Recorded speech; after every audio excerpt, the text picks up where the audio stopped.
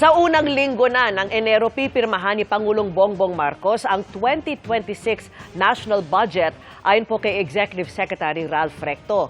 Sabi ni Senate President Tito Soto, posibleng reenacted muna ang pondo sa mga unang araw ng bagong taon. Nakatutok si Mav Gonzalez.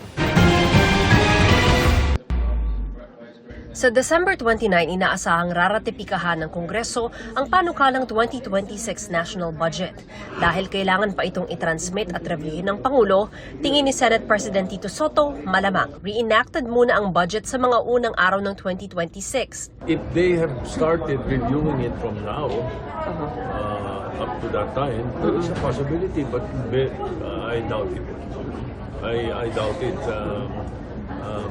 Perhaps somewhere like sometime like first week of January would be ideal na na-review na nila yun.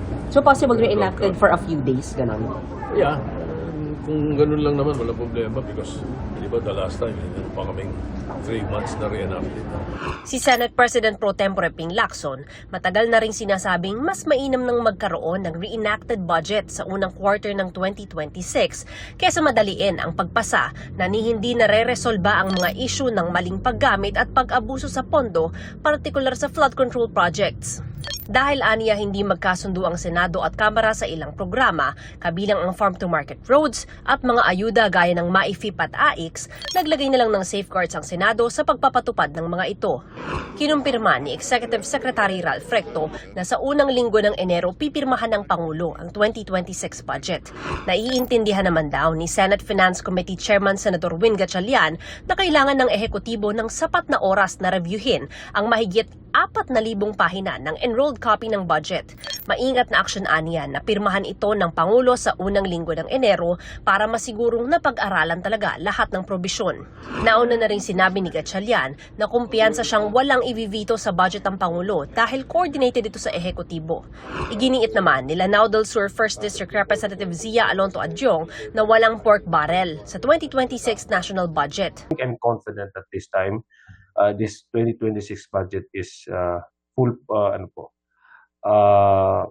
airtight po kung akong tatanungin nyo na wala pong mga insertions dyan, wala pong mga line items dyan na nagbibigay pondo doon sa mga questionabling mga infrastrukturang programa. The 2026 budget contains no lump sum appropriations, no discretionary funds, and is fully itemized. There is no pork barrel, and there are no pork barrel appropriations in the 2026 national budget. Sa ngayon, nasa proseso aniya ng reconciliation ng House at Senate versions ang BICAM technical staff. Inaasahan daw nilang makakatanggap sila ng kopya ng BICAM report bago ito i-ratify ng Kongreso. 1,000 pages. Minsan, pamut pa ata yan ng 5,000 na pahina. So that's going to be now the work of the committee staff. The majority leader ensured the House, not only Congressman Tino and the minority, but ensured that the whole House will be furnished a copy individually of the committee report prior to the ratification, so that all of us would have time to review and look at the items.